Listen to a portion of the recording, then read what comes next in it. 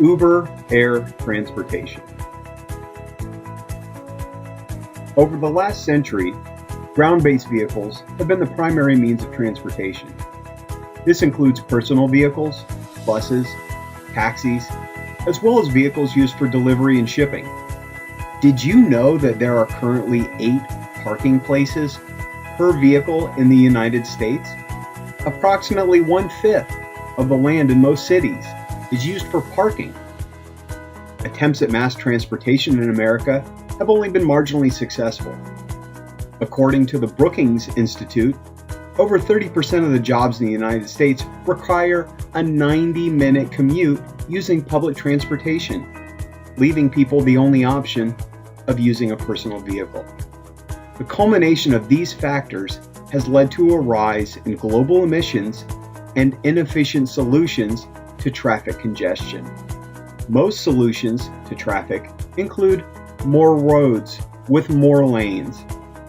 But have we really addressed the issue? With limited space on the ground, we have reached a logistical impasse. If only we could put a set of wings on the car and fly over everyone else. Man's urge to fly is instinctual. It makes sense. Go up. Perhaps Doc Brown said it best in Back to the Future. Hey Doc, you better back up. We don't have enough road to get up to 88. Roads? Where we're going, we don't need roads. That was 1985. 32 years later, and the technology for commuter air travel has not really advanced at the pace most would have anticipated. Helicopters and airplanes are the modes of air transportation we rely on today. However, they both have drawbacks. Helicopters are noisy and have a tremendous amount of downforce when they take off and land. While neither of these may be significant when taking off from the top of a high-rise building, it's quite disruptive at ground level and in residential neighborhoods. Airplanes need runways to take off and land. This requires extensive stretches of ground to accommodate, as well as long approach paths in the sky that cannot be interrupted. Enter the VTOL aircraft. VTOL stands for Vertical Takeoff and Landing. Uber is currently working with multiple manufacturers in designing VTOL aircraft. Pictured here is a version of the Airbus prototype. What makes the VTOL different than current aircraft that can take off and land vertically is the Distributed Electrical Propulsion Technology, known as DEP. DEP technology utilizes multiple rotors on a single aircraft. These rotors are much smaller and are powered by electrical motors.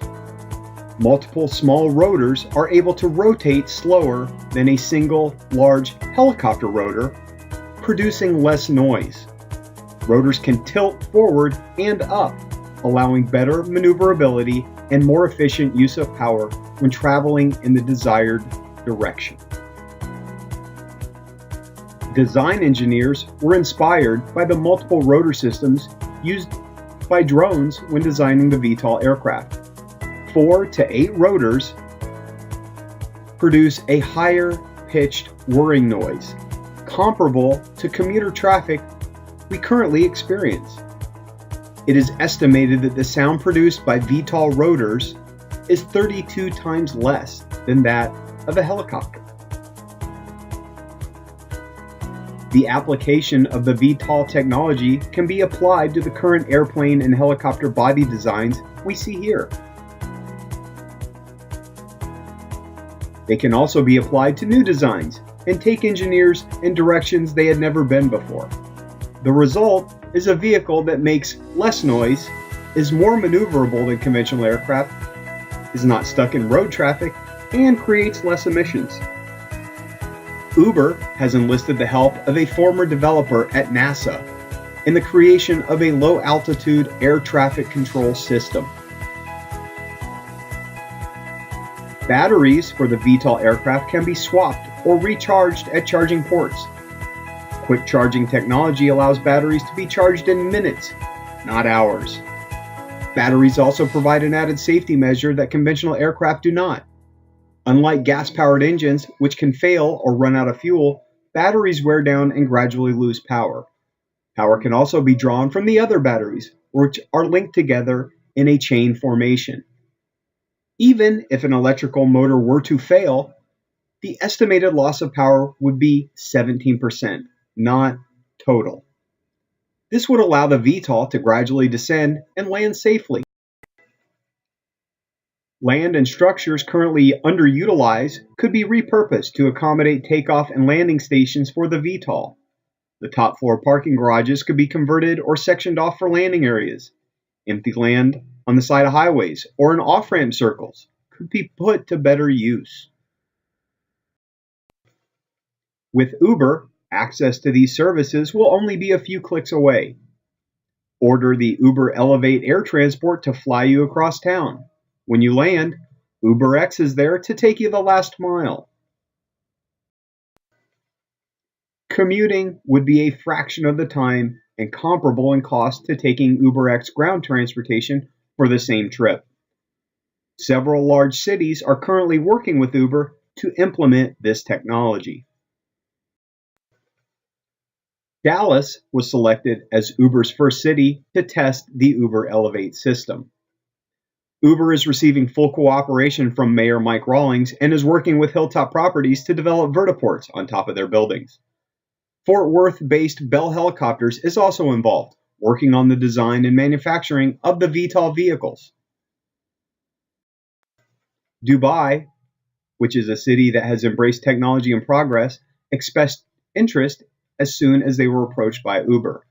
They already have a Hyperloop in development and want to be on the forefront of technological progress.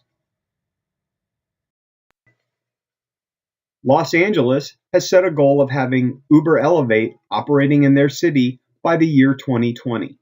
It should come as no shock as Los Angeles has the worst traffic in the world. With VTOL technology and Uber Elevate, there is no limit to what the future will bring.